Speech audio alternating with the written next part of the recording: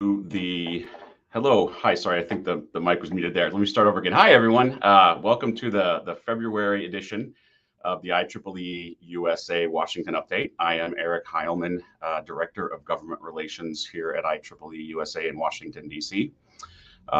This is February 8th, and let's jump into what's going on in Washington and how things are impacting our world, your world, and everything that our members care about.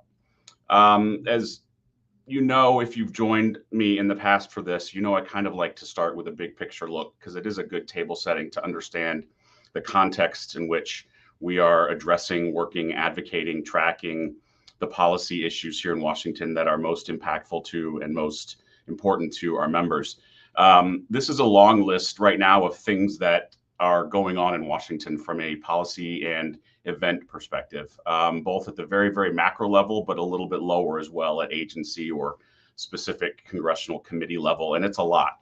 If you follow the news much, if you read the news, if you watch regular newscasts, some of this stuff will have been reported on extensively. The big picture issue right now that is taking up most of the bandwidth in Congress, at least, is a package, a legislative package that presumably would combine new measures to secure the southern border with some supplemental funding that has been requested by the president for the Ukraine situation as well as for the Israel-Gaza situation. That has been the big picture issue right now, and it's not looking good. It's falling apart. You can blame or credit, however you want to couch it, presidential politics, partisan politics, that they are injecting themselves in a big way into this debate. House Republicans are struggling to get done what they want to get done. Lots of factors behind that. They have probably the slimmest majority in the House that I think has been had by a majority in a number of years, which means at the end of the day, getting stuff done is very difficult. You need all of your members in your party to vote along with you, and that's not always going to be the case. And a bit of a high-profile example of that came this week when House Republicans attempted to move articles of impeachment against the Secretary for Homeland Security. That ultimately failed. Now, their drive was essentially focused around their perception, their view of a lack of proper actions around the southern border and the crisis that has engulfed much of the southern states and Texas in particular. When they took the articles of impeachment to the House floor, they lost 3 Republicans, and that caused a lot of consternation and a lot of political drama for those of us geeks who like to watch the floor of the House and the Senate to see the dynamics. That was a bit of a fun one and an interesting one, and it consumed a lot of time and is still being talked about quite a bit here. A lot of these issues as well we've touched on. Some of them are a little bit more specific to our issues, some are not. That last one there is really not meant to be last. It's just sort of the newest of the issues. I believe there's a lot of live streaming, at least at the audio level, of the Supreme Court right now because they are hearing oral arguments related to the state of Colorado removing Donald Trump from the ballot there. And that is now before the Supreme Court. And whenever the Supreme Court takes up pretty high profile cases like that, Washington pays attention and follows because members of Congress are going to be asked about it, and it could have ramifications in other areas. So that's a big one today, and probably moving forward as well. There are other things on here that are happening, and a few of them I will touch on here shortly. But we're already looking ahead to March. I know it's very early still in February, and this being a leap year, we get one more day in this month, but March is not that far away. And this is a big month for a lot of legislative issues that we do care about. And you just take a look at the first 2 weeks in March are chock full of very important deadlines and actions. I've talked extensively on this to you through this about the appropriations process, the federal government process, the threat of a shutdown. and how Congress continues to kick the can down the road using legislative actions called continuing resolutions to essentially keep the federal government open and funded using last year's appropriations and authorizations levels. The latest deadlines on those are now coming. If you recall, they actually split the federal budget into two different pieces. So the first deadline is March 1st. That includes funding for agencies like the Department of Energy and the Department of Transportation. Then right after that, the president will be coming to Congress to give his annual State of the Union address. One day after that, the second tranche is supposed to expire. That is one that we greatly care about, given the agencies that we work with, the agencies that a number of you work for and work with, and really look to. So just those first 8 days are going to be very, very interesting and could be a little trying on Congress. Now, I don't think at this point that they are going to go all the way to a shutdown. I know I've been saying this before, and sometimes we get right up to the edge and it seems like it's going to happen. I heard recently from some congressional staff members who work in the House Appropriations Committee, and we had a good conversation kind of about what they are preparing for and what they think will happen. And my sense now is at the very worst, there will be yet another kick the can down the road action event, another continuing resolution, but this time one that'll go all the way through past the election in November. Ideally, they actually pass a fiscal year 24 budget. They authorize spending at the requested levels for fiscal year 2024, which remember has started, what, 4 months ago now. That's the best case scenario, but I don't think a shutdown is likely. We've also got the Federal Aviation Administration authorization expires. That's another situation where you have an agency that cannot function unless Congress acts under certain timeframes. And this is one that also was kicked down the road by Congress at the end of last year. The House has passed its version of a bill. The Senate is just now taking up its version and trying to work through issues involving the age that a pilot can retire, how many international flights can come in and out of Reagan International Airport, or Reagan, I don't think it's international, Reagan Airport. Those are the types of things they're wrestling with right now. And obviously, if the Senate gets a bill through, they're going to have to reconcile that. All that's going to happen by March 8th, unless they decide to punt again. And then on the 11th, the president releases his FY25 budget proposal. Normally, a president releases their budget proposal on February 1st or sometime the first week of February.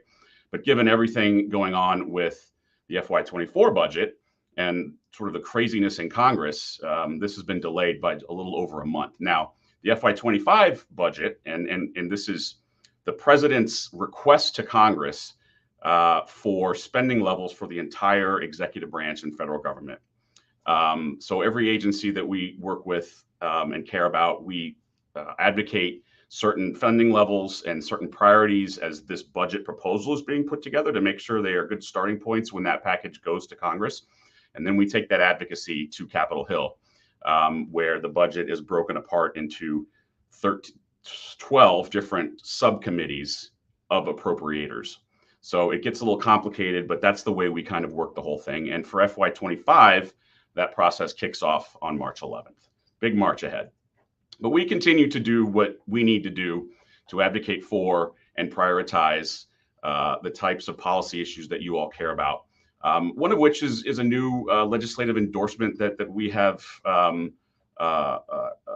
agreed to. Our leadership greenlit our support for what's called the Freedom to Invest in Tomorrow's Workforce Act. There is a huge coalition of almost 800 organizations that are supporting this bill. And essentially what it would do, it would expand 529 investment accounts to cover not just traditional undergraduate and postgraduate degrees, but also credentialing and certification programs as well. Clearly, I think that is of interest to our members and to our overall industry, and it's a pretty no-brainer for us to sign on to. And we've started doing some Hill advocacy around this to see if this is something that can get traction in Congress and pass sometime this year.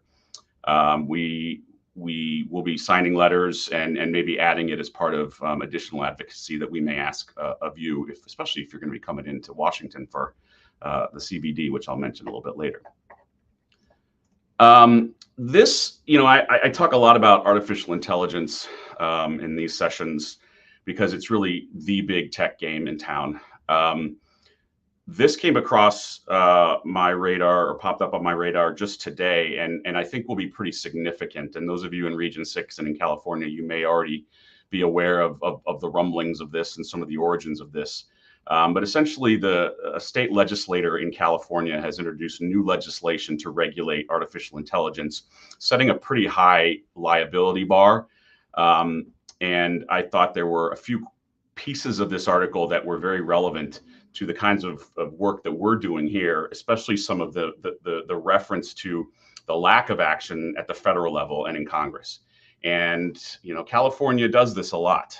They are very good at, or very frustrating about, depending on where you're coming from, being very forward-leaning on regulatory efforts across the board and in lots of different sectors, and tend to be a leader that a lot of other states tend to follow, particularly when it comes to new technologies, and particularly when the federal government and the US Congress just haven't acted yet. And with AI, that is absolutely the case here.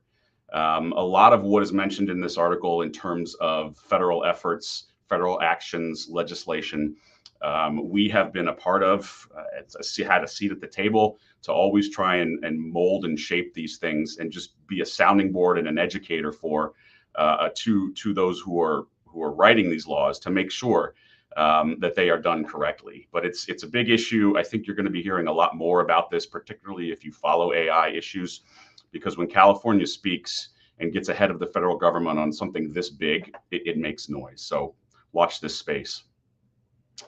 And in terms of events, there's always a lot going on, both in the AI space, but also in semiconductors and chips. There are two that I wanted to highlight here for you. The one on the left is an event that IEEE was invited to, and I will be representing the organization tomorrow at the White House to discuss chips R&D and do a bit of a roundtable with government officials and those in the Biden administration. And then there's an event that NIST is doing related to digital twin technology and semiconductors, which I thought was very interesting. I wanted to put this up there, and I think we can get it in the chat here if you want to register. It's next week, and it's open to the public, so please feel free if this is something of interest. We've also been busy working with the Department of Energy on an initiative that they have rolled out recently to increase energy efficiency of semiconductors. They started this effort in 2022, and the very beginning of this year, it culminated in a bit of a signing ceremony for supporters, including IEEE-USA, where some of our leadership, some of our volunteer leadership were able to come here to Washington. We went up to the department's headquarters, great meetings, a great event.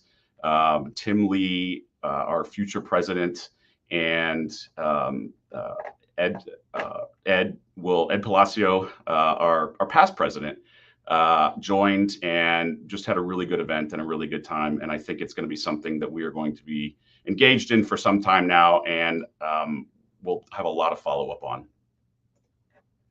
And then there's just a lot of odds and ends that I thought it was important to share with everybody in terms of the types of things that we are doing here in the government relations side of IEEE-USA. One of our volunteer committee co-chairs had a meeting recently with the governor of Virginia as part of a big statewide push on artificial intelligence. We also helped facilitate IEEE Standards Association in a written comment that they submitted to NIST related to the president's big executive order on AI. There's been numerous hearings in both the House and the Senate. There was a big one that we sort of helped behind the scenes from an advocacy or an advisory perspective related to how the federal science agencies do their work.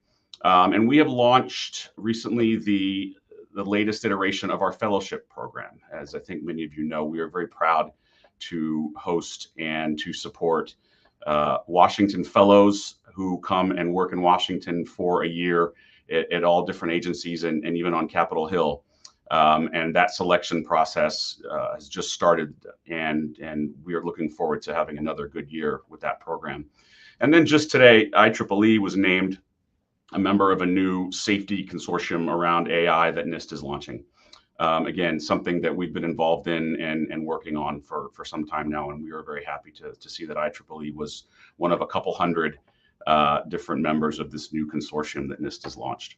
So there's a lot of stuff we're working on. There's a lot going on, but I want to make sure everyone's got this on their radar. I will be talking about this every month, and you will see hopefully a lot about this in your inboxes from various IEEE senders. We are good to go, all set, dates launched, registration open for this year's Congressional Visits Day. We've got a good number of registrants already. If you are watching this and you have not registered, I really hope you will consider. It's on our website, and there's a lot of information there, and there will be more coming. To give you a very high-level flavor, it's a day and a half long event. We will start in the afternoon of Wednesday, April 10th, where we will do about a half-day training session where we have some professional consultants as well as my team will walk you through how to talk to members of Congress, how to get around what we are going to ask you to talk about, how to say, how to explain the issues, and then we will pair you with people from your own state and put together all the meetings for you, give you the schedules, the maps, everything, and send you on your way the next day on the 11th. So it's going to be a great event. We're already doing a lot of work to prep for it. It's sort of our big signature event every year in the Government Relations Department, and one of the biggest things that we do here at IEEE USA. So I really hope that you will be a part of it. There will be forthcoming Q&A documents, a little bit more information about the scheduling and locations. I'm still working on that, and we still have a few things to confirm. But if you have any specific questions now, by all means, please feel free to email me or throw something in the chat. If I can answer it now, I will.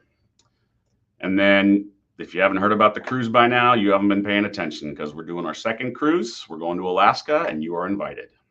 This is going to be a good one. We're getting a lot of attention on this and a lot of interest, and I think it's going to be a great event. So that's all I have. Our next update is scheduled for the 7th at 1 o'clock, same time. There's all my contact information. And let's see if there are some questions.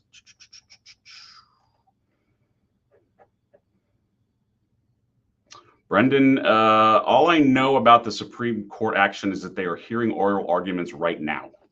I don't know enough about how the court acts or really the ins and outs of this particular case or appeal in terms of scheduling, but they are live right now. I was just on the Washington Post website, and they are live streaming the audio about it. And Twitter is blowing up, or X is blowing up with every little tidbit about who says what. So it's going on right now. All right, I don't see any other questions. I hope that means that I've told you everything that you wanted to know already. I hope it doesn't mean I've confused you or told you stuff you didn't really care about. Either way, I'd love to hear from you. I'd love to hear if there's something else that we're not covering here or not talking about that maybe you think would be of interest, and just any feedback in general would be welcome.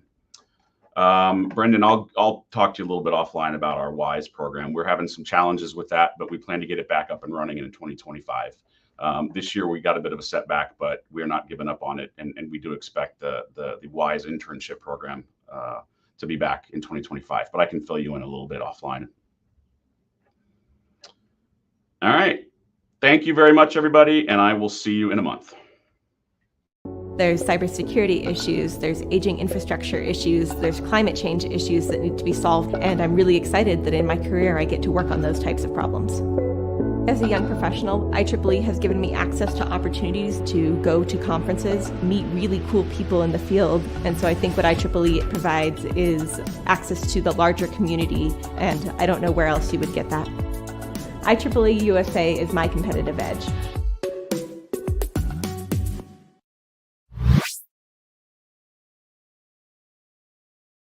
you.